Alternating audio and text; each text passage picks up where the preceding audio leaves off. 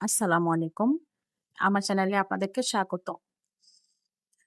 আমি আজকে সকাল সন্ধ্যার জন্য খুবই মজাদার এবং স্বাস্থ্যকর একটি ফ্রেঞ্চ টোস্টের রেসিপি শেয়ার করব আপনাদের সাথে।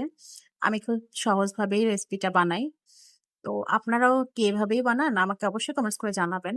তো আজকে আমি ২ টা ডিম নিয়েছি এবং মিনি ১ প্যাকেট গুঁড়া দুধ দিব এর মধ্যে।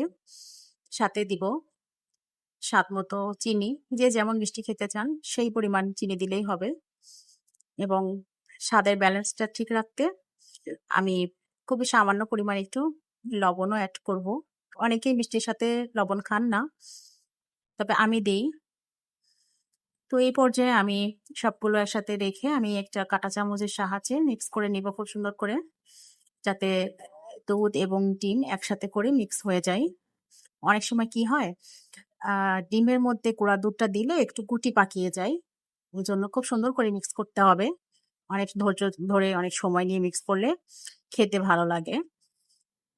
তো এ পর্যায়ে আমি ফ্রাইং প্যানটা একটু গরম করে এর মধ্যে পর্যাপ্ত পরিমাণে ঘি দিয়ে দিব। ঘিটা না দিলেও হবে।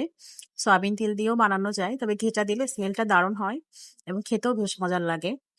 তো আমি আরেকটু মিক্স করে নিচ্ছি।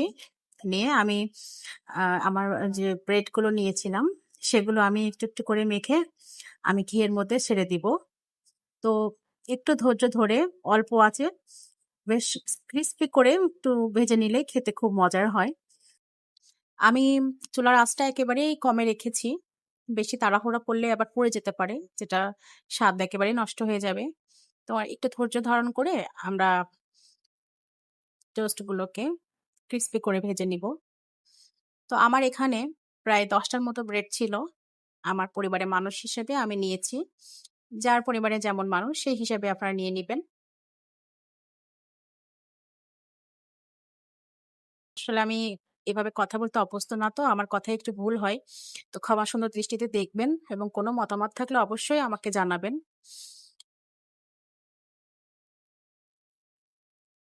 তো এই তো আমার সবগুলো ব্রেড সুন্দর করে ক্রিস্পি করে ভাজা হয়ে গেল। তো আমার ভিডিওটি যদি ভালো লেগে থাকে অবশ্যই একটা লাইক, কমেন্টস এবং সাবস্ক্রাইব করে পাশে থাকবেন। ধন্যবাদ।